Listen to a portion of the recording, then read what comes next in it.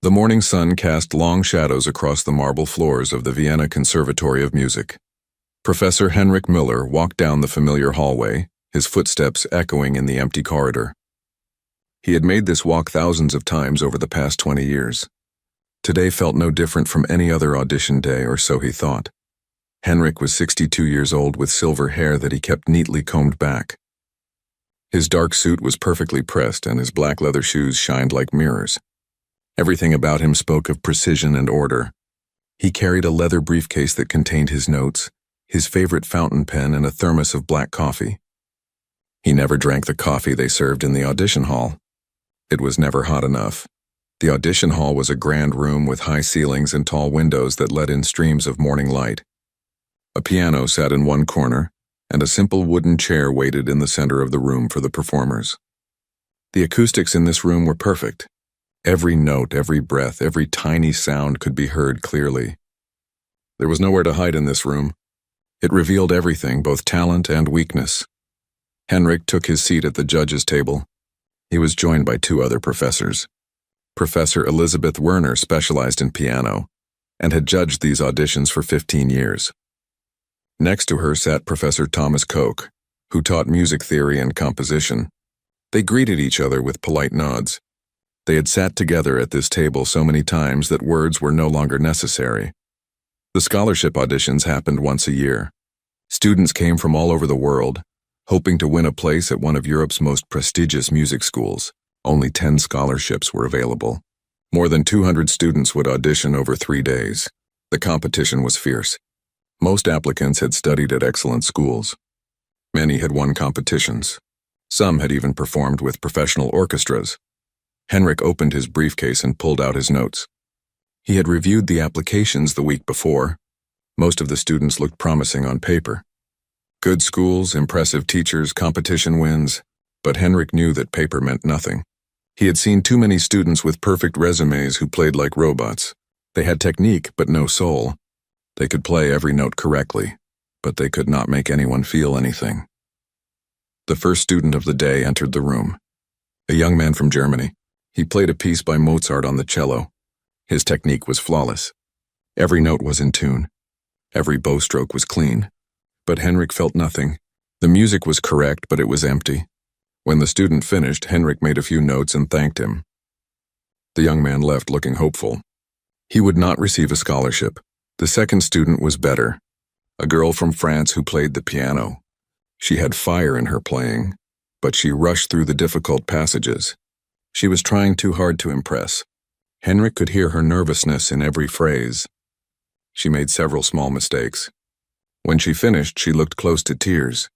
Henrik gave her a small, encouraging smile, but he knew she would not make the final list. Student after student came and went. A violinist from Russia, a flutist from Japan, a soprano from Italy. They were all good. Some were very good. But none of them were extraordinary. Henrik had heard it all before. The same pieces played in the same ways by students who all wanted the same thing. By noon, Henrik was tired. His coffee was cold. His back ached from sitting. He had listened to 23 auditions and not one had truly moved him. Elizabeth and Thomas looked equally weary. They took a short break for lunch, eating sandwiches in the faculty lounge without much conversation. The afternoon session began at 1 o'clock. More students filed through. More perfect technique. More empty performances. Henrik found his mind wandering. He thought about his own student days, decades ago. He remembered the passion he once felt for music. Where had it gone? When had these auditions become just another task to complete? He looked at the list of remaining students. 15 more today, then 2 more full days of auditions. He sighed quietly. The door opened again. A young woman walked in. Henrik barely looked up from his notes. He had stopped paying much attention to how the students looked when they entered. Appearances meant nothing. Only the music mattered. But Elizabeth touched his arm gently. Henrik glanced up. The young woman walking to the center of the room looked different from the other applicants. Most students wore formal concert attire, black dresses or suits, expensive clothes meant to impress. This young woman wore a simple blue dress that looked homemade. Her black hair was pulled back in a basic ponytail. She carried an old violin case that had seen better days. The leather was cracked and faded. One of the latches was held together with wire. Henrik felt a slight stir of interest, then pushed it away. He had learned long ago not to judge students by their appearance, either positively or negatively. Some of the wealthiest students played the worst. Some of the poorest played beautifully, and some of the poorest played terribly too. The violin would tell the truth. He looked down at his notes to find her name. Sarah Chen, age 22, from a small village in rural China. No famous teachers listed, no competition wins, no professional performances. The application was surprisingly bare. Henrik wondered how she had even been invited to audition. Usually, the conservatory only accepted applications from students with impressive backgrounds. He glanced at Thomas, who shrugged slightly. Perhaps someone had seen potential in her application. Or perhaps she had sent such a passionate letter that they decided to give her a chance. It did not matter now. She was here and they would listen. Sarah reached the center of the room and turned to face the judges. She bowed slightly, a gesture of respect. Her hands trembled as she held the violin case. Henrik could see that she was nervous. Most students were nervous, but this seemed different. This young woman looked like she was carrying the weight of the world on her shoulders. "Please introduce yourself and tell us what you will perform," Henrik said in English. His voice was neutral, neither warm nor cold. Professional. Sarah's voice was soft but clear. "My name is Sarah Chen. I am from Fengling Village in Yunnan Province, China. I will play the Chaconne from Partita No. 2 in D minor by Johann Sebastian Bach." Henrik raised an eyebrow. The Chaconne, one of the most difficult pieces ever written for solo violin. It was 14 minutes of technical and emotional challenge. Many professional violinists struggled with it. It was an ambitious choice for a scholarship audition, perhaps too ambitious for someone with no professional training. He made a note on his paper and nodded for her to begin. He expected this would be over quickly. She would likely stumble through the opening and then stop, apologizing. He had seen it happen before with students who chose pieces beyond their ability. Sarah opened her violin case. The instrument inside was old and worn like the case. The varnish had dulled with age. There were scratches and marks from years of use. It was not a fine instrument. Henrik could tell that from across the room. But he also knew that a true musician could make music on any instrument. She lifted the violin carefully, almost reverently. She checked the tuning, making tiny adjustments. Then she applied rosin to her bow with slow, deliberate movements. Henrik noticed that her hands had stopped trembling. Once she held the instrument, she seemed to find calm. Sarah closed her eyes for a moment. She took a deep breath. Then she raised the violin to her shoulder and positioned the bow. Henrik glanced at his watch. He would give her 5 minutes before stopping her. There was no point in wasting time on a performance that was clearly beyond the student's ability. He had 14 more auditions after this one. The room fell silent. Elizabeth and Thomas sat still, waiting. Henrik clicked his pen, ready to make notes. Sarah drew the bow across the strings. The opening note of the Chaconne rang out through the hall. Henrik's pen stopped moving. That single note hung in the air like a living thing. It was not just a sound. It was a presence. The tone was so pure, so full of depth and resonance that it seemed impossible it came from that old, worn violin. But it was not just the quality of the tone. It was something else, something Henrik had not heard in years, maybe decades. The note carried weight. It carried meaning. It carried a lifetime of feeling compressed into a single moment of sound. Henrik's hand froze above his notepad. His eyes locked onto Sarah. She stood with her eyes still closed, completely absorbed in the music. The bow moved again, drawing out the next phrase. The Chaconne began with a simple, descending melody. Most students played it correctly but plainly. They hit the right notes in the right rhythm. But Sarah was not simply playing notes. She was telling a story, each phrase connected to the next like words in a sentence. The music breathed. It paused, it questioned, it answered. Henrik felt something strange happening in his chest, a tightness, an ache. He tried to focus on his notes, on his professional evaluation, but he could not. The music was pulling him in, demanding his full attention. Sarah moved through the opening section with complete confidence. Her technique was not perfect. Henrik's trained ear caught small imperfections. A note slightly out of tune here, a bow stroke not quite smooth there. But these tiny flaws did not matter. They were like small cracks in a diamond that somehow made it more beautiful, more real. The chaconne built in intensity. The simple melody gave way to more complex variations. Double stops where two strings are played at once. Rapid passages that ran up and down the fingerboard. Chords that required precise finger placement. Sarah played through it all with focused determination, but it was not the technical difficulty that struck Henrik. It was the emotion. Every variation seemed to express a different feeling. Joy, sorrow, anger, peace, hope, despair, and something else. Something harder to name. A sense of longing, perhaps, or memory, or love mixed with loss. Henrik realized that his breathing had changed. He was breathing in time with the music, with the natural rise and fall of the phrases. His heart seemed to beat to the rhythm. He glanced quickly at Elizabeth and Thomas. They sat motionless, their eyes fixed on Sarah. Elizabeth's mouth was slightly open.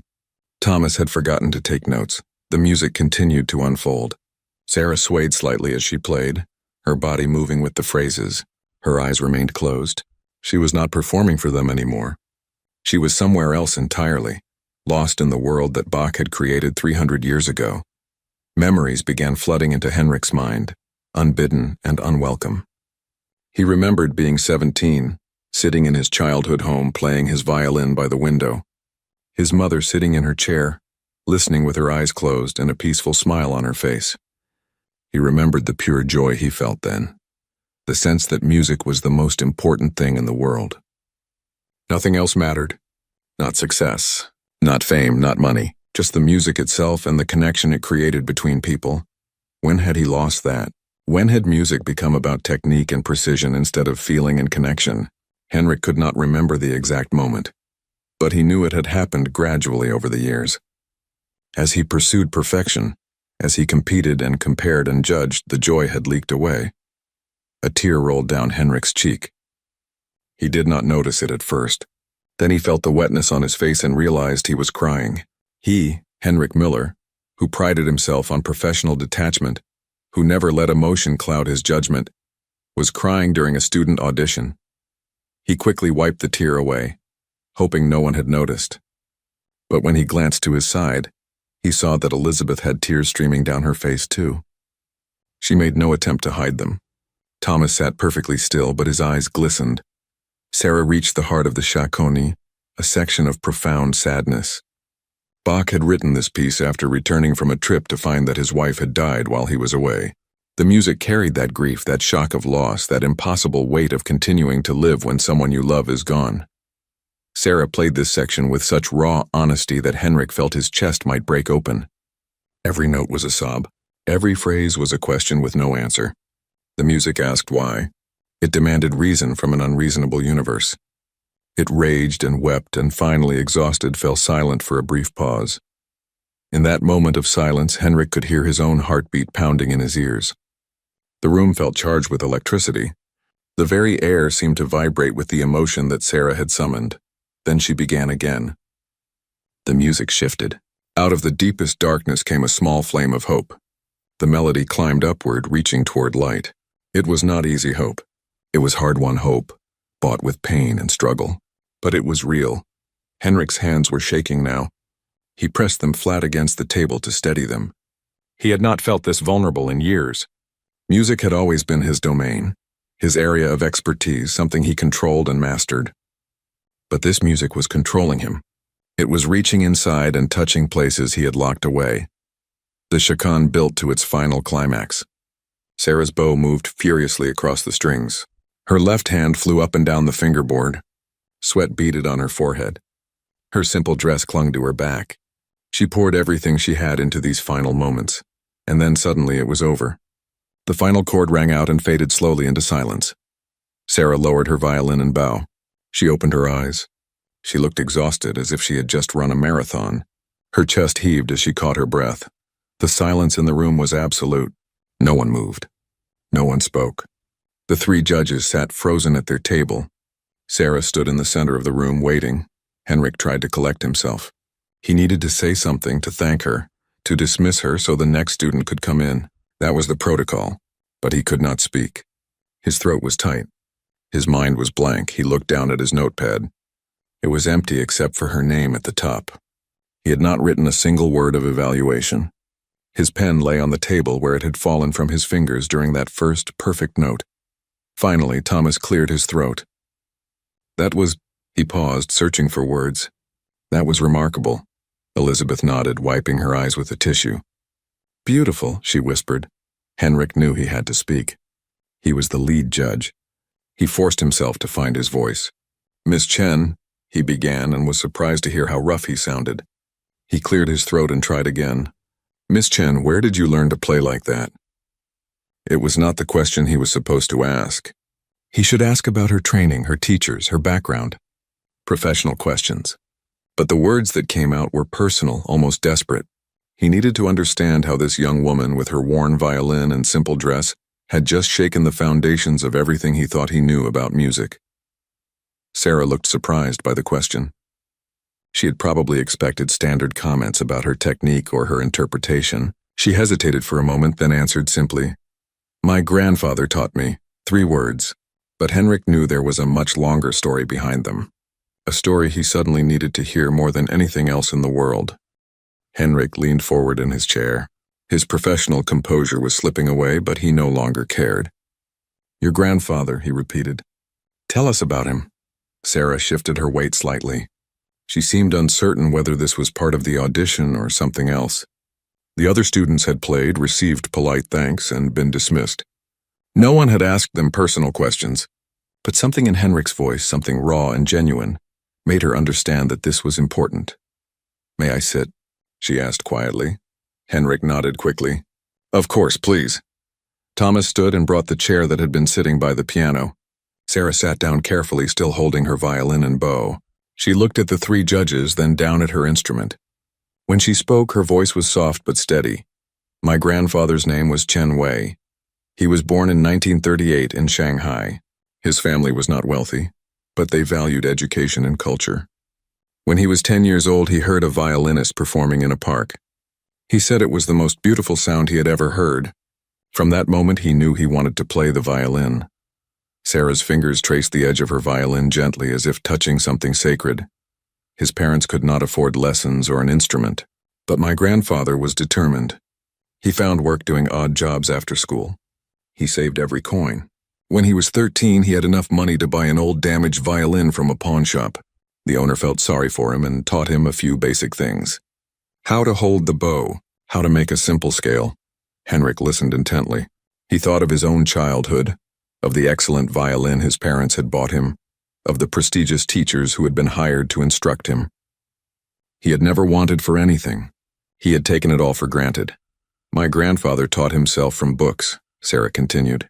He would go to the library and copy music by hand because he could not afford to buy sheet music. He practiced every day for hours. His neighbors complained about the noise. His parents worried he was wasting his time, but he did not stop. Elizabeth leaned forward, completely absorbed in the story. Did he become a professional musician? Sarah smiled sadly. Almost. When he was 19, he auditioned for the Shanghai Conservatory of Music. It was 1957 he was accepted. It was his dream come true. He studied there for 2 years. He learned from real teachers for the first time. He improved rapidly. His professors said he had great talent. They said he could have a career as a performer. But then, Henrik asked, though he thought he knew what was coming. The Cultural Revolution began in 1966, Sarah said. My grandfather was 28 years old. Classical music was considered bourgeois, Western, corrupt. The conservatory was closed. Musicians were sent to the countryside for re-education. My grandfather's violin was taken away and burned. The room fell silent. Henrik had read about the Cultural Revolution, but hearing it spoken of by someone whose family had lived through it made it real in a way history books never could. My grandfather was sent to work in the rice fields in Yunnan province, Sarah continued. That is how he ended up in Fengling village, where I grew up. He worked the land for many years. He married my grandmother, who was from that village. They had children. My father was the youngest. What happened to his music? Thomas asked. He tried to forget it, Sarah said. It was too painful to remember what he had lost. For almost 20 years, he did not play. He worked the land. He raised his family. He tried to be content with a simple life. But my grandmother told me that sometimes, late at night, She would wake and find him sitting by the window, his hands moving in the air as if playing an invisible violin. Henrik felt another wave of emotion crash over him. He understood that longing, that phantom music that played in the mind when the hands had nothing to touch. In the 1980s, things began to change in China, Sarah said. The Cultural Revolution ended. Some freedoms returned. My grandfather heard that music was being taught again in the cities. By then, he was in his 50s. He had a family to support. He could not leave the village, but he thought perhaps he could find a violin again, just to play for himself. He traveled to the nearest city, which was 3 hours away by bus. He went to a music shop. The violins there were expensive, far more than he could afford. The shop owner saw him looking and asked if he played. My grandfather said he used to, a long time ago. The owner, who was a kind man, invited him to try one of the violins. Sarah's eyes brightened as she spoke. My grandfather picked up the violin, and it was like no time had passed at all. His fingers remembered where to go. His hands remembered how to hold the bow. He played for the shop owner, and when he finished, there were tears in the owner's eyes. The man said he could not sell my grandfather a violin, but he could give him one. He gave it to him? Elizabeth asked. Yes, he had an old violin that had been in his shop for years. No one wanted it because it was damaged and not very beautiful. But it worked. It made sound. He gave it to my grandfather for free. This violin, Sarah held up the instrument she had been playing. Henrik looked at it with new eyes. It was not a fine violin. It would never be in a museum or played by a famous soloist. But it had survived. It had served. It had carried music across decades and continents. My grandfather brought the violin home, Sarah said. He began to play again. At first just for himself in the evening after work. But word spread in the village. People came to listen. They would sit outside our house, dozens of them, listening to my grandfather play music they had never heard before. Bach, Mozart, Beethoven. Music from a world they knew nothing about. When were you born? Henrik asked. In 2003. I am the youngest child of my parents' 4 children. My grandfather was 65 years old when I was born. By then he had been playing again for almost 20 years. When did he start teaching you? When I was 5 years old, he noticed that I would sit very still whenever he played. My brothers and sisters would run around and play, but I would just sit and listen. One day he asked if I would like to try. I said yes. Sarah's face softened with the memory. He put the violin in my hands and it felt right. Like it belonged there. He showed me how to hold it, how to draw the bow, how to make my first sound. It was terrible, of course, squeaky and harsh, but he just smiled and said that every musician starts with ugly sounds. The journey is learning to find the beautiful ones. He taught you everything? Henrik asked. Everything. We practiced together every day. In the morning before school, and in the evening after my homework. He taught me technique, of course. Scales and exercises, bow control and intonation, all the basics that every violinist must learn. But he taught me something else too, something more important. Henrik leaned even closer. What was that? Sarah looked directly at him. Her eyes were clear and serious. He taught me that technique is just a language. And like any language, you learn it so that you can say something meaningful. He said many musicians learn the language perfectly, but have nothing to say. They speak with correct grammar but empty words. The words hit Henrik like a physical blow. He had built his entire teaching method on technique and precision. He drilled his students in scales and exercises. He corrected every small mistake. He demanded perfection and execution. But when was the last time he had asked a student what they were trying to say with their music? My grandfather told me that every piece of music is a conversation, Sarah continued. Bach is talking to you across 300 years. He is telling you about his life, his faith, his joy, his sorrow. Your job as a performer is not just to repeat his words correctly. Your job is to understand what he is saying, and then to share that understanding with others. Thomas was writing quickly in his notebook now.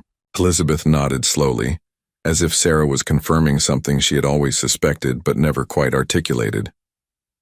He taught me to ask questions about every piece I played, Sarah said. What is this music about?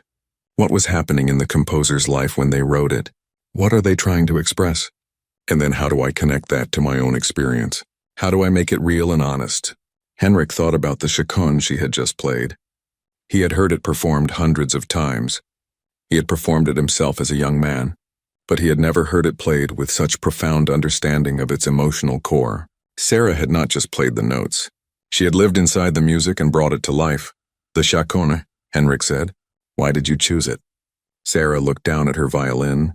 She was quiet for a long moment. When she spoke again, her voice was thick with emotion.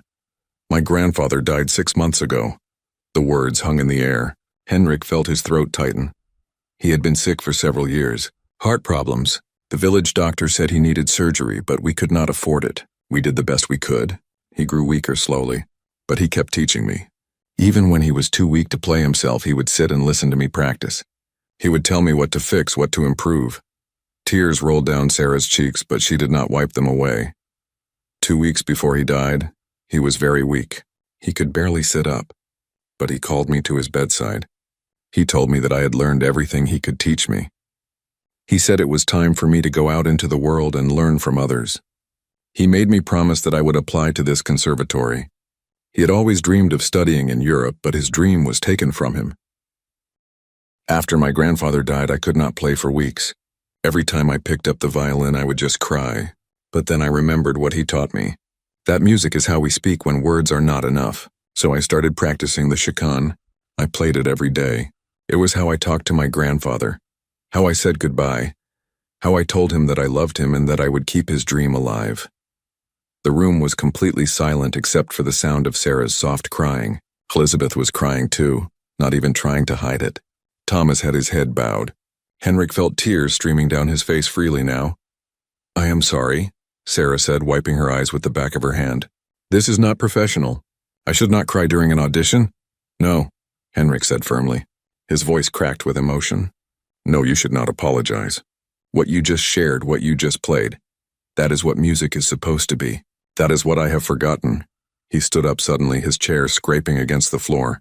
He walked around the table and approached Sarah. She looked up at him, surprised and uncertain. Henrik extended his hand. Sarah stood and shook it. Her hand was small in his, and he could feel the calluses on her fingertips from years of pressing strings. Miss Chen, Henrik said, I have been teaching at this conservatory for 20 years. I have heard thousands of auditions. I have heard students who went on to play in the greatest orchestras in the world. But I have never in all that time heard anyone play with the honesty and depth that you just demonstrated. Sarah's eyes widened. Professor Miller, I know my technique is not perfect. I know there are many things I need to improve. Yes, Henrik agreed. There are things to improve. There always are for every musician, no matter how advanced. But you have something that cannot be taught. You have something that most of us lose somewhere along the way, if we ever had it at all. He turned to Elizabeth and Thomas. I do not need to wait for the other auditions. I do not need to deliberate. Miss Chen, I am offering you a full scholarship to this conservatory. You will study here for as long as you need. We will provide everything you require. Sarah's hand flew to her mouth. Fresh tears spilled down her cheeks. I do not know what to say. Say yes, Elizabeth said, smiling through her own tears. Please say yes. Yes, Sarah whispered. Yes, thank you. I accept, Henrik nodded. Good. We will handle all the paperwork. You will need to find housing in Vienna. The conservatory has dormitories, but they are very basic. Perhaps we can arrange something better. The dormitory is fine, Sarah said quickly. I do not need anything special. I am grateful just to be here. Henrik looked at this young woman with her worn violin and homemade dress and felt a profound sense of shame. He had been so focused on recruiting students with impressive resumes and wealthy backgrounds. He had overlooked what really mattered. Talent was not about expensive instruments or famous teachers. It was about passion and dedication and the willingness to pour your soul into every note. There is one condition, Henrik said. I would like to be your primary instructor while you are here. If you will accept me as your teacher, Sarah looked shocked. Professor Müller, you are the most respected violin teacher in Europe. I could not possibly. Please, Henrik interrupted. I am asking you. I believe I can help you improve your technique. But more than that, I believe you can teach me. I believe you can help me remember why I became a musician in the first place. The honesty in his voice surprised even himself. He was Henrik Müller. He did not admit weakness. He did not ask for help. But something had broken open inside him during Sarah's performance, and he could not go back to the way he was before. Sarah's eyes searched his face. She seemed to understand what he was really asking. Finally, she nodded. I would be honored, Professor Muller. Henrik, he said. Please call me Henrik. They shook hands again, sealing an agreement that both of them knew was about much more than just lessons. Thomas cleared his throat. We have 14 more auditions scheduled for today. Should we continue? Henrik turned to look at his colleagues. Elizabeth smiled knowingly. Thomas looked uncertain. No, Henrik said. Cancel the rest of today's auditions. Reschedule them for tomorrow. I need some time. He needed to think. He needed to process what had just happened. He needed to sit with the feelings that Sarah's performance had awakened in him. Thomas nodded and left to inform the waiting students and make new arrangements. Elizabeth stood and approached Sarah. She took both of the young woman's hands in hers. Your grandfather would be so proud, Elizabeth said softly. You honored him today. You honored music. Thank you, Sarah whispered. After Elizabeth left, Henrik and Sarah stood alone in the great audition hall. The afternoon sun streamed through the windows, casting a golden light across the room. May I ask you a question? Henrik said. Of course. When you played today, it seemed like you were somewhere else entirely, like you had forgotten we were even here. How do you do that? How do you lose yourself in the music so completely? Sarah thought for a moment. My grandfather used to say that there are two types of performers, those who perform for the audience and those who perform for the music. When you perform for the audience, you are always aware of them. You are thinking about impressing them, pleasing them, proving yourself to them. But when you perform for the music, you serve something larger than yourself. You become a channel for something beautiful to flow through. The audience is still there, but they are not the point. They are witnesses to something sacred. Henrik absorbed her words.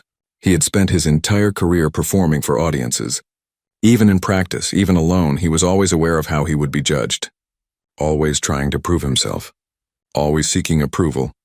Your grandfather was a wise man, Henrik said. He was. I miss him every day. He lives on, Henrik said. In you, in the way you play. In the lessons you carry forward. That is immortality. Sarah smiled through her tears. Thank you for understanding. Henrik walked her to the door. Before she left, he stopped her one more time. Sarah, I want you to know something. You did not just win a scholarship today. You changed my life. You reminded me of something I had lost. I will be forever grateful to you for that. Sarah looked at him with those clear, honest eyes. My grandfather always said that when we share music, we share ourselves. We give each other gifts without knowing it. Perhaps today we both received something we needed. Henrik nodded. She was right. This was not a simple teacher-student relationship. This was something more profound. Two musicians meeting at a crossroads, each carrying what the other lacked. After Sarah left, Henrik returned to the judging table. He sat down in his chair and looked out at the empty room. The silence felt different now. It felt full instead of empty. He picked up his pen and notebook. He wrote a single sentence. Today I remembered why I became a musician. Then he closed the notebook, gathered his things, and left the hall. He walked through the conservatory corridors, seeing them as if for the first time. How many students had walked these halls over the centuries? How many dreams had been born here? How many hearts had been broken or made whole? Henrik went to his private studio, a small room with a piano and space for violin practice. He had not practiced in this room in months. He had been too busy with administrative work, with judging, with teaching. But now he felt a pull toward his instrument. He took out his violin. It was a fine Italian instrument, worth more than most people earned in a year. He had owned it for 30 years. It was part of him. He played a simple scale, then another, then a melody from his childhood, something his mother used to hum. The notes were simple, almost childish, but they were honest. For the first time in decades, Henrik played not to impress anyone, not to perfect anything, not to judge himself. He played simply because he wanted to. He played for the joy of sound. He played for the memory of his mother. He played for the young man he used to be, before ambition and disappointment had hardened his heart. And in that moment, in that small practice room, Henrik began to heal. The autumn semester began 3 weeks after Sarah's audition. The conservatory grounds transformed with the changing season. Golden leaves fell from the ancient trees that lined the pathways. Students arrived from all over the world, filling the halls with different languages and the sound of instruments being unpacked and tuned. Sarah moved into the student dormitory, a 4-story building near the main campus. Her room was small but clean. A bed, a desk, a chair, and a narrow window that looked out over the courtyard. She had very few possessions. Everything she owned fit into one worn suitcase. But she did not mind. She had never needed much. The other scholarship students lived on the same floor. Most came from wealthy families who could afford years of private instruction and expensive instruments. They wore fashionable clothes and spoke confidently about their previous performances and connections. Sarah felt out of place among them at first. She wore the same few simple outfits. She spoke quietly. She spent most of her time practicing alone in the small rehearsal rooms scattered throughout the conservatory building. But word had spread about her audition. Students whispered about the girl from China who had made Professor Miller cry. Some were curious. Others were skeptical. A few were jealous. How could someone with no formal training, no famous teachers, and no competition wins receive a full scholarship and personal instruction from Henrik Müller himself? Sarah tried to ignore the whispers. She focused on her work. Her first official lesson with Henrik was scheduled for Monday morning, and she was nervous. She had impressed him during the audition, but could she maintain that standard? What if he discovered that she was not as talented as he thought? Monday morning arrived bright and cold. Sarah walked across the campus to the faculty building, where Henrik had his studio. Her hands trembled as she knocked on the door. "Come in," Henrik's voice called. Sarah entered to find Henrik sitting at a piano, writing in a notebook. The studio was spacious and beautiful. Large windows let in streams of morning light. A grand piano dominated one corner. Music stands, shelves full of books and sheet music, and several chairs filled the rest of the space. Photographs hung on the walls showing Henrik performing in various concert halls throughout his career. Henrik looked up and smiled. It was a warmer smile than Sarah expected. During the audition, he had seemed stern and formal, but now there was a gentleness in his expression. "Sarah, welcome. Please come in. Make yourself comfortable." Sarah stepped inside and closed the door carefully. She felt small in this grand space. Everything here spoke of achievement and excellence. She was just a village girl with a worn violin. Henrik seemed to sense her nervousness. "Would you like some tea? I always have tea before morning lessons. It helps me focus." "Yes, please." "Thank you." Henrik moved to a small table where an electric kettle sat next to various boxes of tea. "I have green tea, black tea, herbal tea.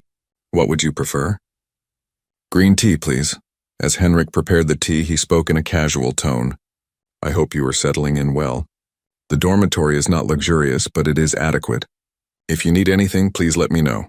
It is very good, much better than my home in the village." Henrik brought 2 cups of tea and gestured for Sarah to sit in one of the comfortable chairs. He sat across from her, cradling his own cup. "Before we begin working on music, I want to talk with you about what these lessons will look like. I have been thinking about it a great deal since your audition." Sarah nodded, listening carefully. "I have taught violin for 25 years. Henrik continued. "I have developed methods and systems that I use with all my students. Scales, exercices, répertoire, progression. These methods are effective. They produce results. Many of my students have gone on to successful careers." He paused, looking into his tea as if searching for words. "But your audition made me question my approach. You have something that my methods cannot teach. You have soul. You have connection to the music that goes beyond technique.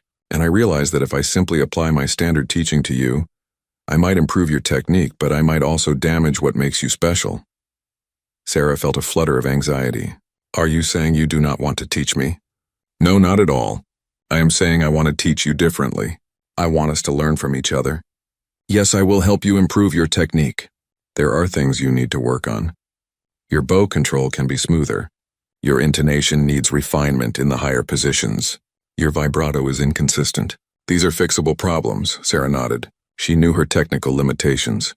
"But I do not want to lose what your grandfather taught you," Henrik said. "The way you approach music, the way you find meaning in every phrase, that is precious.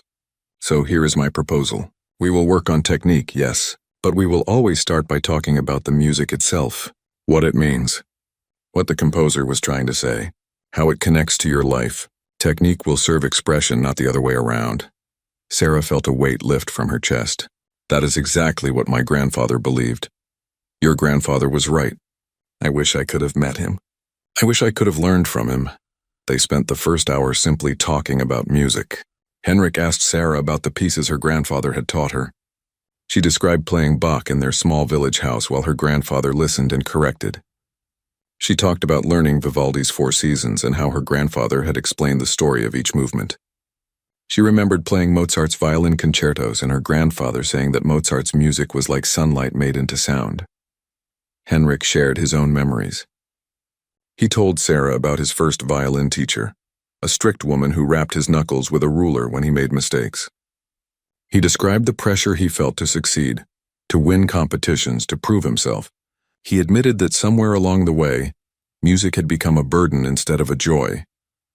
"I became obsessed with perfection," Henrik said. "Every wrong note felt like a failure. Every performance felt like a test I might fail. I practiced until my fingers bled.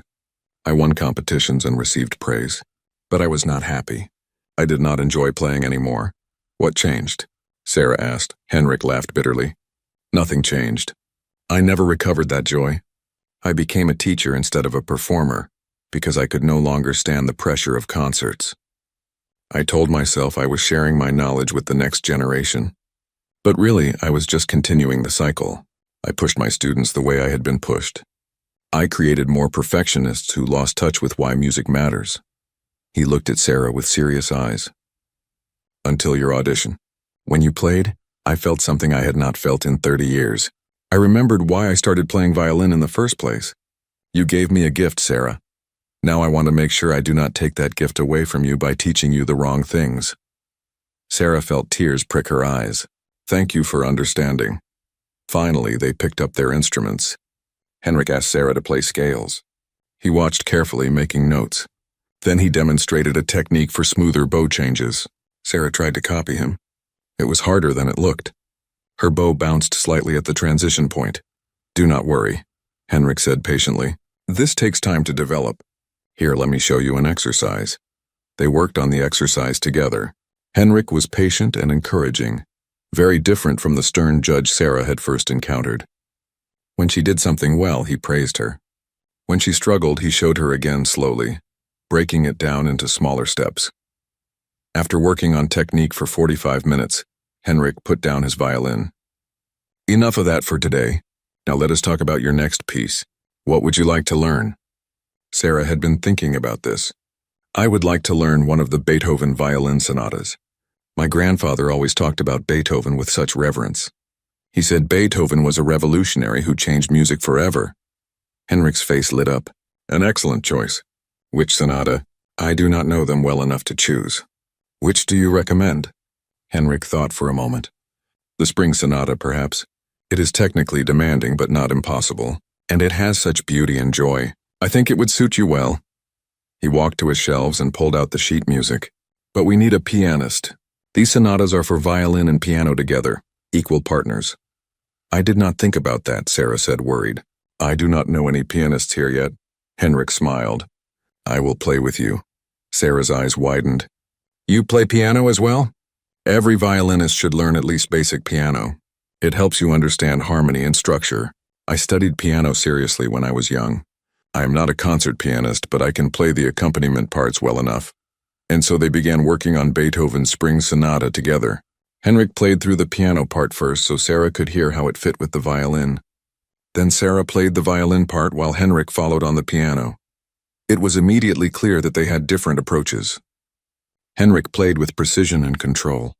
Every note was placed exactly where it should be. Every rhythm was mathematically correct. But Sarah played with flexibility and expression. She took time when the music felt sad. She pushed forward when it felt joyful. At first, this created problems. They were not together. Henrik's steady tempo clashed with Sarah's emotional rubato. "No," Henrik said, catching himself. "It is not that you are wrong. We are just approaching it differently. I need to be more flexible. You need to establish a basic tempo that we can deviate from together. We need to communicate." They tried again. This time, Henrik watched Sarah's body language. When she leaned back, he knew she was about to slow down. When she leaned forward, he knew she was about to speed up. Slowly, they found a way to play together. After the lesson, Sarah felt exhausted but happy. Henrik walked her to the door. "Same time next week?" he asked. "Yes. Thank you, Professor." Henrik. he reminded her gently. Sarah smiled shyly. Henrik. Over the following weeks, they established a routine. Lessons twice a week, each lasting 2 hours. The first hour focused on technique. Scales, exercises, etudes. Henrik was meticulous in his corrections, but always patient. Sarah's technique improved rapidly under his guidance. The second hour was devoted to repertoire, usually the Beethoven Spring Sonata they were learning together. These sessions were more like collaborative music making than traditional lessons. They would play through sections, stop and discuss interpretations, try different approaches, and gradually shape the piece together. But something unexpected began to happen. Henrik found that he was learning as much from these sessions as Sarah was. Her instinctive understanding of musical phrasing challenged his rigid ideas about how pieces should be played. Her willingness to take risks made him braver. Her emotional honesty forced him to confront his own emotional distance from the music. One day they were working on the second movement of the Spring Sonata, a sweet, lyrical section. Sarah played it with such tenderness that Henrik stopped playing piano and just listened. When she finished, he sat quietly for a moment. "How do you do that?" he asked. "Do what?" "Make every note mean something." "Where does that come from?" Sarah thought about the question. "My grandfather used to say that music is just organized sound unless you give it life. He said you have to find a connection between the music and your own heart. Otherwise, you are just moving your fingers. But how do you find that connection? I ask myself what the music reminds me of. What feeling does it evoke? This movement, it reminds me of spring mornings in my village. The way the light would come through the window. The sound of birds. The smell of flowers blooming. That feeling of hope when winter ends and everything comes back to life." Henrik listened, fascinated. "I have never thought about music that way. I think about structure and harmony and what the composer intended. But I do not think about my own feelings and memories. Perhaps that is something you could try," Sarah suggested carefully. She was still somewhat intimidated by Henrik despite his kindness. He was famous and accomplished. She was nobody, but Henrik nodded seriously. "Yes, I think you are right. I have spent so long trying to be objective about music that I have forgotten how to be personal about it." They played the movement again, together this time. Henrik tried to think about his own memories of spring. He thought about being a boy in Austria, playing outside after months of cold winter. He thought about the feeling of sun on his face. He thought about joy and renewal and hope. His piano playing changed. It became warmer, more expressive. It breathed with Sarah's violin instead of just accompanying it. When they finished, they both knew something had shifted.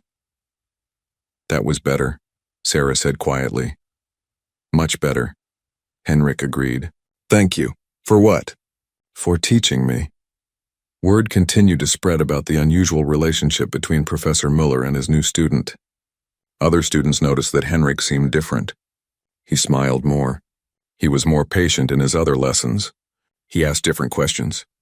Instead of just correcting technical mistakes, he began asking students what they felt about the music they were playing. Some students welcomed this change. Others found it confusing. They had come to study with Henrik Müller because of his reputation for technical excellence. They wanted his strict, systematic approach. This new, softer Henrik made them uncomfortable. One of Henrik's longtime students, a young man named Klaus from Germany, came to his lesson prepared to play a Paganini caprice, a piece known for its extreme technical difficulty. Klaus had practiced it obsessively for months. His fingers flew across the strings. His bow work was clean and precise. When he finished, he looked at Henrik expectantly, waiting for praise. But Henrik's face was thoughtful rather than impressed. "Klaus, that was technically excellent. Your execution was nearly perfect, thank you, Professor. But I have a question. Why did you choose this piece?" Klaus looked confused. "Because it is one of the most difficult pieces in the violin repertoire. I wanted to challenge myself." "Yes, but why did Paganini write it? What was he trying to express?" Klaus hesitated. He had never thought about that. "I suppose he wanted to show off his virtuosity." Henrik nodded slowly. "Perhaps. Paganini was certainly a showman, but there is more to it than that. Listen to the melody hidden inside all those fast notes. There is longing there. There is passion. Paganini was known as the devil's violinist. People said he had sold his soul for his talent. Perhaps this music expresses that Faustian bargain. The thrill of amazing people, but the emptiness that comes with it. Klaus looked skeptical. I just thought it was a technical exercise. It can be both, Henrik said. Technical mastery and emotional expression do not have to be separate. They should work together. Play it again, but this time try to find that hidden melody. Try to express something beyond just fast fingers. Klaus played it again, but it was clear he did not understand what Henrik wanted. He played it the same way as before. Correct, impressive, but empty. After Klaus left, Henrik sat alone in his studio feeling frustrated. He had successfully taught Klaus how to play difficult music, but he had failed to teach him why to play music. Perhaps that was something that could not be taught. Perhaps you either had it or you did not. But then he thought of Sarah. She had it naturally. Her grandfather had nurtured it. Could Henrik learn to nurture it in his other students? Or was it too late for most of them? He did not have answers, but he knew that he wanted to try. Sarah had shown him that there was another way to approach music, a way that honored both the mind and the heart, a way that required technical skill but did not make technical skill the goal. That evening, Henrik did something he had not done in years. He went to a concert, not as a judge or a critic, but simply as a listener. A pianist was performing at the Musikverein, Vienna's famous concert hall. Henrik bought a ticket and sat in the audience like an ordinary person. As he listened to the performance, he tried to hear it the way Sarah would, not analyzing the technique, not comparing it to other performances, not judging whether it was perfect, just listening, letting the music wash over him, allowing himself to feel whatever emotions it stirred. The pianist played Chopin, music of deep romantic feeling. Henrik closed his eyes and let himself be carried away by the sound. He felt sadness. He felt beauty. He felt nostalgia for things he could not quite name. When the concert ended, Henrik left the hall feeling lighter than he had in years. Music was not just about skill and knowledge. It was about connection and feeling. He had forgotten that simple truth. Sarah and her grandfather had reminded him. As he walked through the dark Vienna streets toward his apartment, Henrik thought about the path ahead. He was learning to be a different kind of teacher, a different kind of musician. It was uncomfortable and uncertain, but it was also exciting. For the first time in decades, Henrik Miller felt like he was discovering music all over again. And his teacher was a 22-year-old girl from a Chinese village, armed with a worn violin and lessons from a grandfather who never forgot what really mattered. The student had become the teacher, and the teacher had become the student. It was exactly as it should be. Winter arrived in Vienna with snow and cold winds. The conservatory buildings became warm havens where students spent long hours practicing. The sound of instruments echoed through the hallways from morning until night. Violins, pianos, cellos, flutes, voices, all blending into a constant symphony of learning. Sarah had been studying at the conservatory for 3 months. Her technique had improved dramatically under Henrik's careful instruction. Her tone was clearer and more consistent. Her intonation was more accurate. Her bow control was smoother. But she had retained what made her special. She still played with that profound emotional depth that had moved Henrik during her audition. The Beethoven Spring Sonata was nearly ready for performance. Henrik suggested that they play it at the conservatory's winter showcase, a concert where students performed for faculty, friends, and sometimes music critics from local newspapers. It was an important opportunity, but when Henrik mentioned it during a lesson, Sarah looked troubled. "Is something wrong?" Henrik asked. Sarah hesitated. "I am nervous about performing in public. I have never played for an audience of more than a few dozen villagers." A formal concert feels very different, Henrik understood. Performance anxiety was common among musicians, even highly experienced ones. He had suffered from it terribly during his own performing career. It was one reason he had eventually retreated into teaching. "Tell me what makes you nervous," Henrik said. Sarah thought for a moment. "When I played in my village, people knew me. They knew my grandfather. They were not judging whether I was good enough. They just enjoyed listening to music. But at a formal concert, people will judge.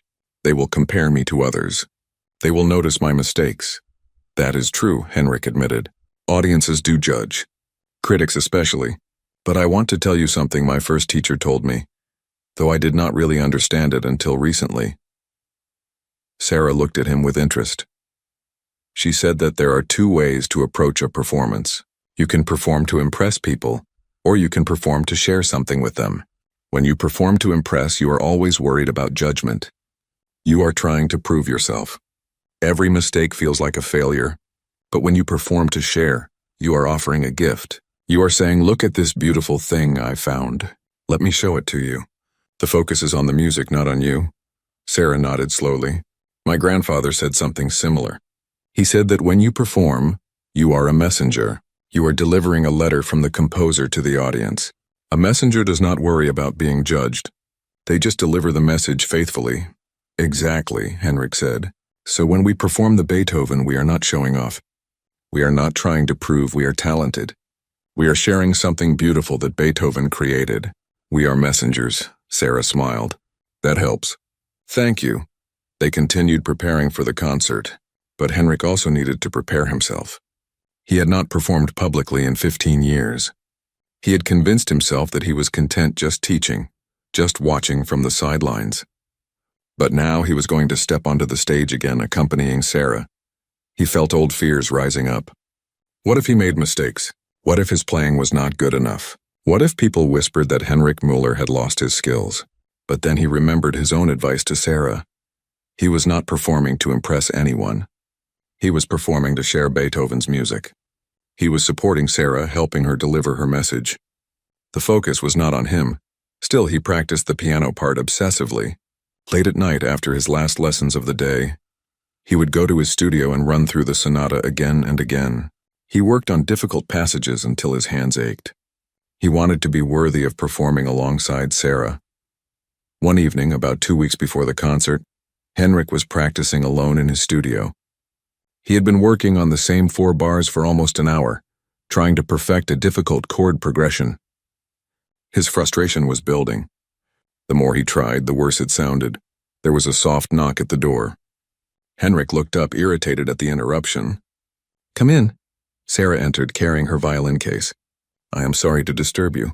I heard you practicing and I thought perhaps we could run through the piece together. Henrik sighed. I am struggling with this passage. I cannot seem to get it right. Sarah set down her violin case and walked over to the piano. May I listen? Henrik played the passage again. His fingers stumbled over the fast notes. He hit a wrong note and stopped, frustrated. It is terrible, he muttered. Sarah was quiet for a moment. Then she said gently, Henrik, may I ask you a question? Of course. What are you trying to do with this passage? Henrik looked at her, confused. I am trying to play it correctly, to play all the notes in time. But why does Beethoven include this passage? What is it expressing? Henrik had not thought about it. He had been so focused on the technical challenge that he had forgotten to think about the musical meaning. He looked at the score, really seeing it for the first time in hours. It is a transition, he said slowly. It is moving from one emotional state to another, from quiet reflection to joyful celebration. Yes, Sarah said. So it should feel like a journey, like climbing a hill and suddenly seeing a beautiful view. The fast notes are not just technical difficulty. They are excitement building. Henrik played the passage again, but this time he thought about the feeling of climbing and discovering. He did not try to play every note perfectly. He tried to express the emotion, and somehow the passage came out better. Not perfect, but more musical. Sarah smiled. That is much better. You are thinking like a musician again, not like a technician. Henrik laughed, a little embarrassed. I am supposed to be teaching you, not the other way around. My grandfather said that the best teachers are always learning from their students. They played through the entire sonata together. It flowed naturally, like a conversation between old friends. When they finished, Henrik felt a warmth in his chest. This was why he loved music. This connection. This shared creation of beauty. Thank you, Henrik said. I needed that reminder. We help each other, Sarah replied simply. The night of the winter showcase arrived. The conservatory's main concert hall was filled with people. Students, faculty, parents, and guests occupied every seat. The stage was set with a grand piano and music stands.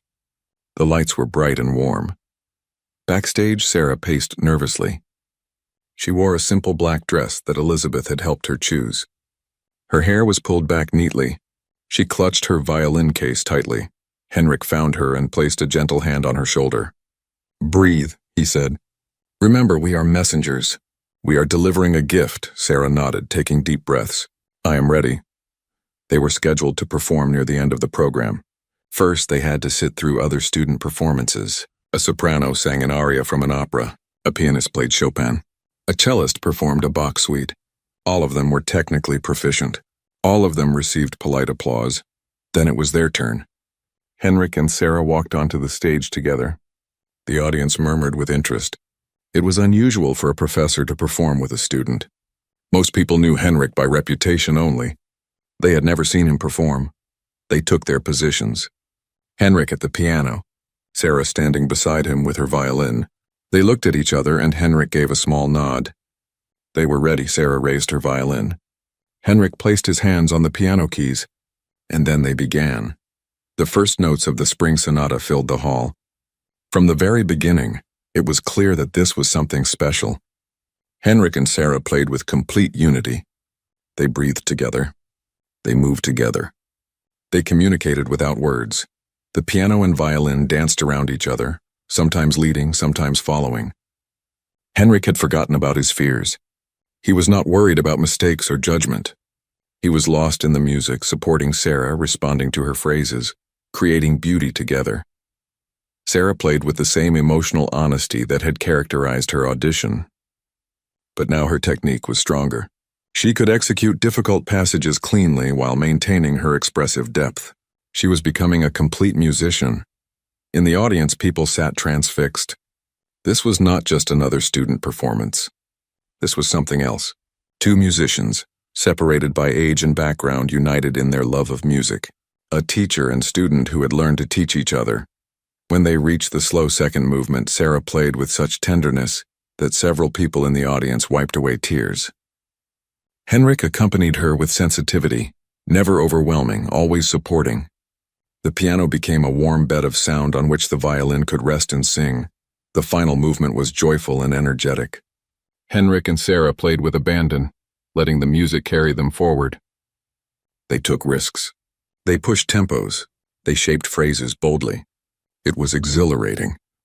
When the final chord sounded and faded into silence, the hall erupted in applause. People stood. They cheered. Some called out bravo. Henrik and Sarah stood and bowed together, both breathing hard, both smiling.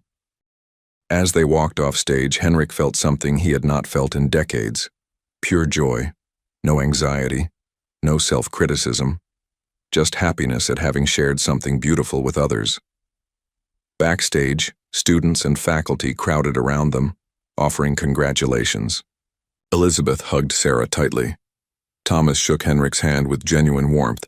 Even Klaus, Henrik's skeptical student, approached with new respect in his eyes. Professor Müller, that was incredible. I have never heard you play like that. Henrik smiled. Thank you, Klaus. I learned something from Sarah. I learned that technique should serve emotion, not replace it. Klaus looked at Sarah with curiosity. How did you teach him that? Sarah laughed. I did not teach him anything. I just reminded him of something he already knew but had forgotten. The reception after the concert was held in the conservatory's main foyer. Wine and small snacks were served. People mingled and discussed the performances. Henrik and Sarah found themselves surrounded by well-wishers. A distinguished older man approached. He had silver hair and wore an elegant suit. Henrik recognized him immediately. It was Maestro Wilhelm Schneider, conductor of the Vienna Philharmonic Orchestra. Henrik, Maestro Schneider said warmly. It has been too long. Henrik shook his hand. Maestro, I did not know you would be here. I come to the student showcases occasionally, looking for talent. And I am very glad I came tonight. He turned to Sarah. Young lady, you are extraordinary. What is your name? Sarah Chen, Maestro. Miss Chen, you have a rare gift. Where have you been hiding? Sarah smiled shyly. In a small village in China. This is my first year studying formally. The maestro's eyebrows rose. Truly. Remarkable. Henrik, you have found a diamond. She found me, actually, Henrik said. And she has taught me as much as I have taught her. Maestro Schneider nodded approvingly. That is how it should be. The best musical relationships are always mutual. He turned back to Sarah. Would you be interested in performing with the Philharmonic? We have a concert series featuring young soloists. I would be honored to have you." Sarah's eyes widened. "The Vienna Philharmonic? I could not possibly." "Why not?" The maestro interrupted gently. "You have the talent. You have the heart. You just need the opportunity. Think about it. Henrik has my contact information. We can discuss details later."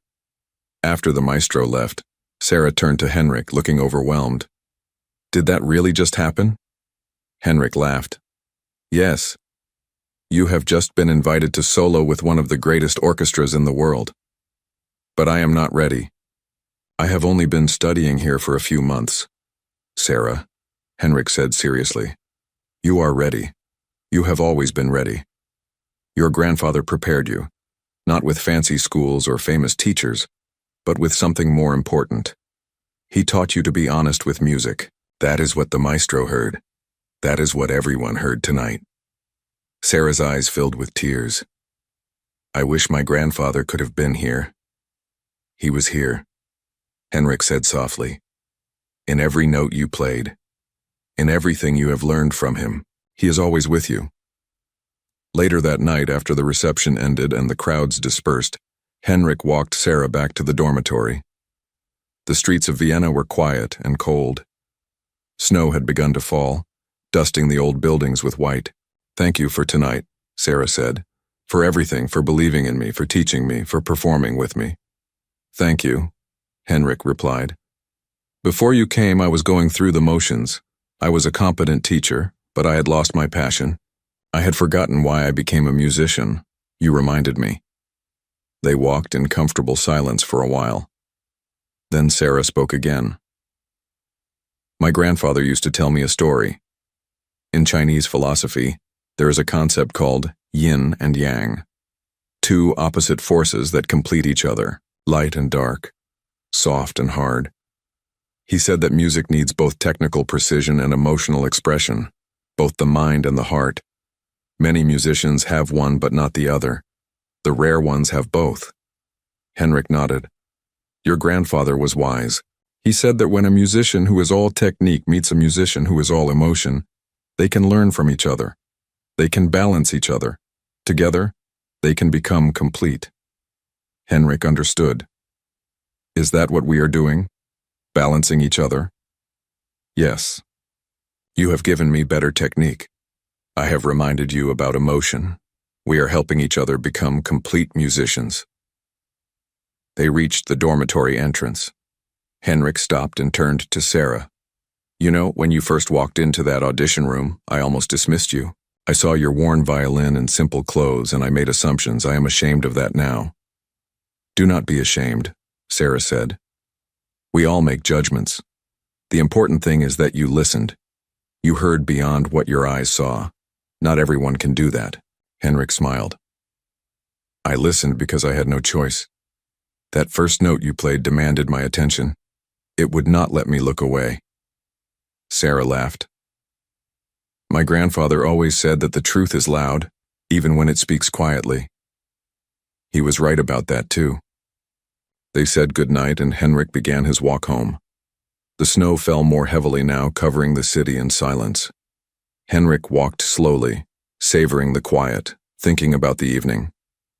He had stood on that stage tonight not as the famous Henrik Miller, former prodigy and demanding teacher. He had stood there as a musician who loved music. He had played not to impress, but to share. He had remembered what mattered, and it had all started with a young woman from a Chinese village who carried her grandfather's wisdom in her heart and expressed it through her violin. Henrik had spent decades teaching students. He had shaped hundreds of musicians. But he had never met a student like Sarah. She challenged him. She inspired him. She made him better. The teacher had become the student. And in that transformation, both of them had found something they had been missing. As Henrik entered his apartment and shook the snow from his coat, he felt grateful. Grateful for Sarah. Grateful for her grandfather, whom he had never met, but whose influence touched his life. Grateful for music, which had the power to connect strangers across time and space. He made tea and sat by his window, looking out at the snowy Vienna night. Somewhere across the city, Sarah was probably in her small dormitory room. maybe practicing, maybe sleeping, maybe thinking about the incredible opportunity that had just been offered to her. Whatever path lay ahead for both of them, Henrik knew that this night would be a turning point. They had performed together as equals, each bringing their strengths, each covering the other's weaknesses. They had created something beautiful together. And that, Henrik thought as he sipped his tea, was what music was really about. Not competition, not perfection, but connection, sharing, the joining of souls through sound. His grandfather had taught Sarah that truth in a remote Chinese village, and now Sarah had taught it to him in the heart of Vienna's musical world. The lesson was complete, and the journey was just beginning. Spring arrived in Vienna with gentle warmth and blooming flowers. The city transformed from gray winter into green abundance. The parks filled with people enjoying the sunshine. The cafes opened their outdoor seating. Life felt renewed. Sarah had been at the conservatory for 8 months now. The shy, uncertain girl who had arrived in autumn had blossomed into a confident young musician. Her technique had reached a professional level. Her repertoire had expanded dramatically. But more importantly, she had maintained her unique voice, that emotional honesty that made her performances special. The Vienna Philharmonic concert was scheduled for late April. Maestro Schneider had chosen a program that would highlight Sarah's strengths. She would perform the Violin Concerto in E minor by Felix Mendelssohn. It was a beautiful lyrical work that required both technical skill and deep emotional expression. Perfect for Sarah, Henrik had helped her prepare.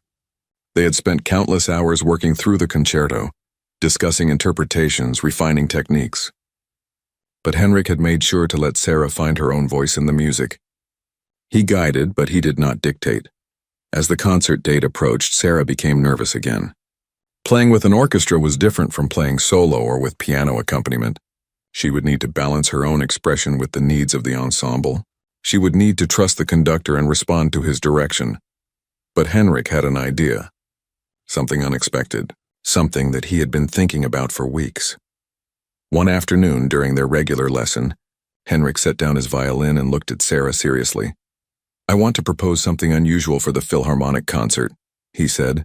Sarah looked at him curiously. "What is it?" "I want to perform with you." Sarah's eyes widened. "You want to play the Mendelssohn Concerto with me?" "No, not the concerto. The Philharmonic has that covered. But the concert needs an opening piece. I spoke with Maestro Schneider and he agrees. I suggested that you and I perform a special arrangement together. Something that has meaning for both of us." "What piece?" Henrik smiled. "That is the question I want to ask you. What piece represents your grandfather's teaching? What music carries his spirit?" Sarah thought for a long moment. "There is a folk song from my village. My grandfather arranged it for violin and piano. It is very simple, not virtuosic at all, but it was his favorite. He played it often. He said it reminded him of home, of simple things, of love and loss and hope." "Perfect," Henrik said. "Will you teach it to me?" Sarah looked surprised. "You want to learn a simple Chinese folk song? To perform at the Vienna Philharmonic?" "Yes. I think it would be a beautiful way to honor your grandfather, to show the audience where your music comes from, and to remind everyone, including ourselves, that music does not have to be complicated to be profound." Sarah's eyes filled with tears. He would have loved that. Over the next 2 weeks, Sarah taught Henrik the folk song. It was called Distant Mountains, and it was about a person leaving home and looking back at the mountains where they grew up, knowing they might never return. The melody was simple and haunting. The harmony was basic, but the emotion was deep and real. Henrik learned it carefully, trying to capture not just the notes but the feeling behind them. Sarah told him stories about her village, about her grandfather playing this song at festivals, about people singing along with tears in their eyes. As they practiced together, Henrik realized something profound. This simple folk song, unknown to Western audiences, carried the same emotional truth as the greatest classical masterpieces. It spoke of universal human feelings: love, loss, longing, home. The night before the concert, Henrik could not sleep. He lay in bed staring at the ceiling, feeling the same anxiety he had felt before concerts in his youth. Tomorrow he would perform on one of the world's most prestigious stages. People would judge him. Critics would write reviews. But then he remembered his own advice to Sarah. He was not performing to impress anyone. He was performing to share something beautiful. He was delivering a message from Sarah's grandfather to a Viennese audience. He was building a bridge between cultures and generations. That thought calmed him. He finally fell asleep, dreaming of distant mountains and simple melodies. The day of the concert arrived bright and beautiful.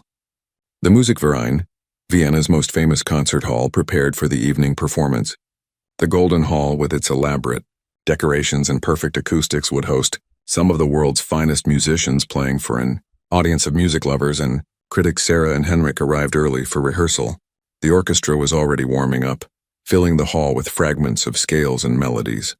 Maestro Schneider greeted them warmly. "Are you ready for tonight?" he asked Sarah.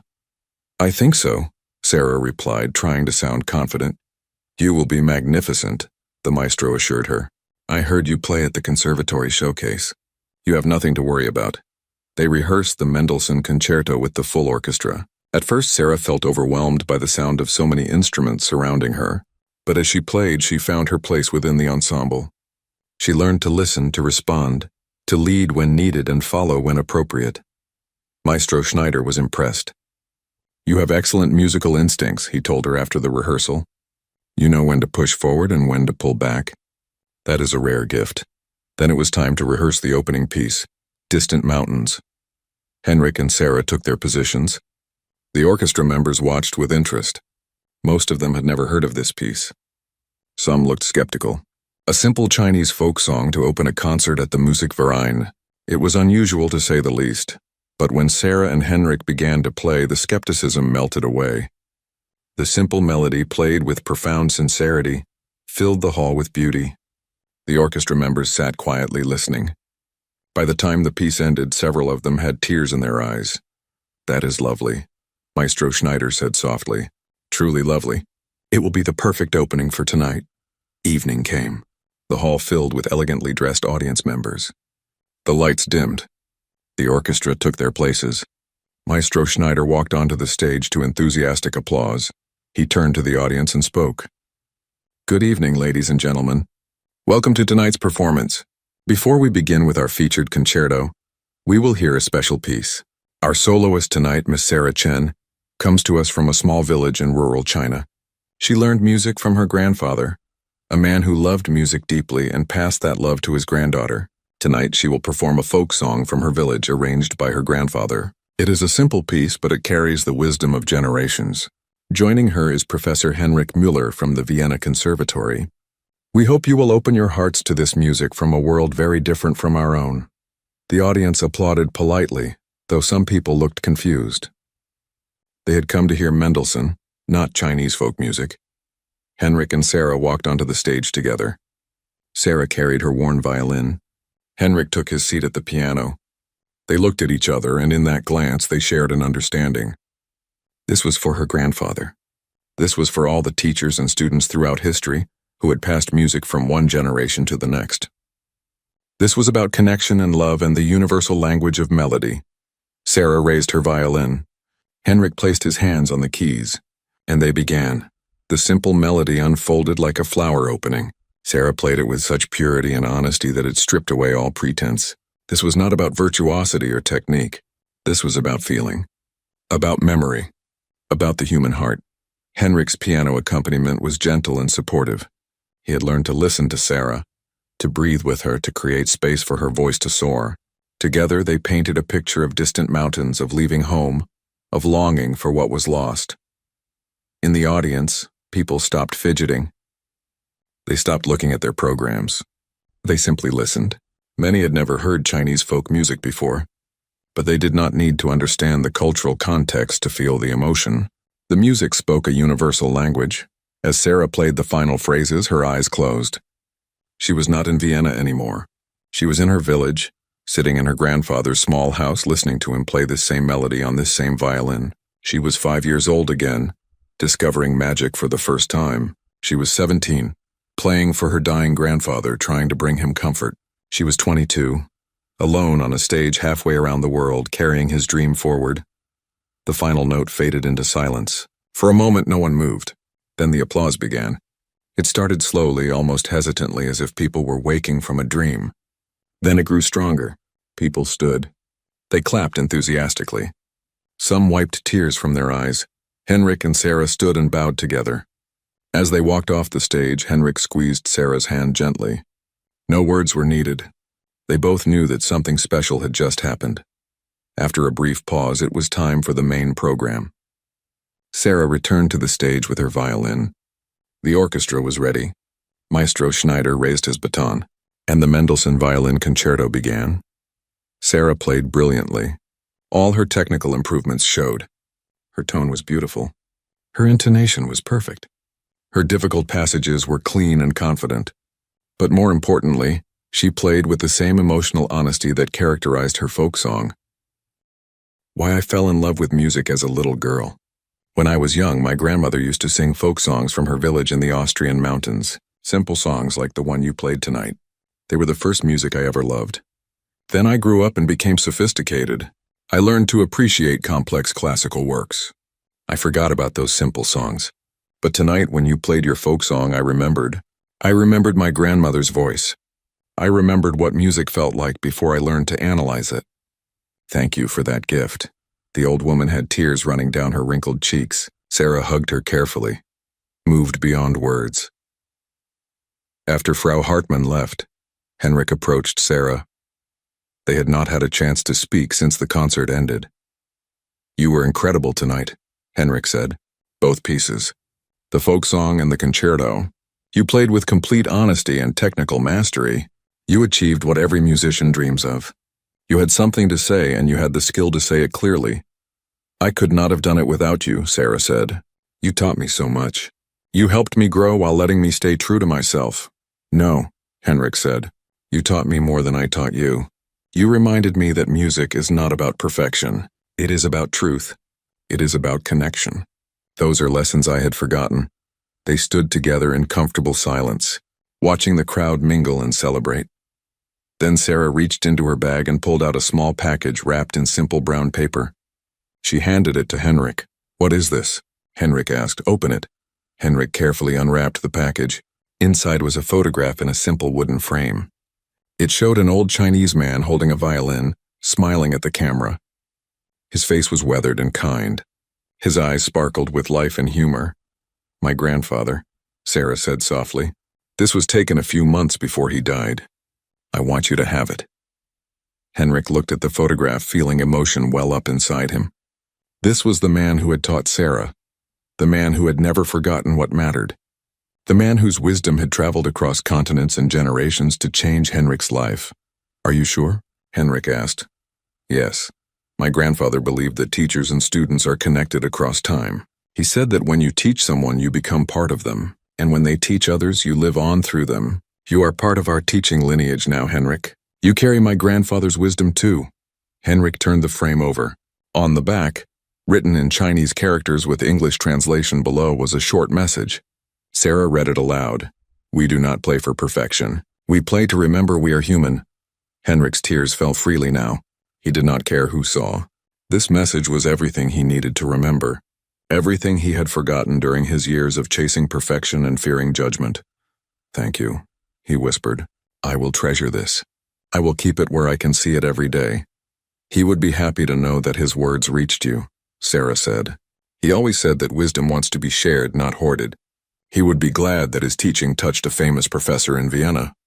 I am not so famous anymore, Henrik said with a slight smile. And after tonight, I am fine with that. I do not need to be famous. I just need to be honest. I just need to serve the music. They stayed at the reception for another hour, but both of them were tired. The emotional intensity of the performance had drained them. Finally, they said their goodbyes and left together. Outside, the spring night was warm and pleasant. Stars shone above the city lights. Vienna was quiet and peaceful. As they walked, Henrik spoke. What will you do now? After tonight's success, you will have opportunities. Orchestras will want you. Agents will contact you. You could have a major career as a soloist. Sarah was quiet for a moment. I do not know. I want to keep learning. I want to keep growing as a musician. But I also want to teach someday. I want to pass on what my grandfather taught me.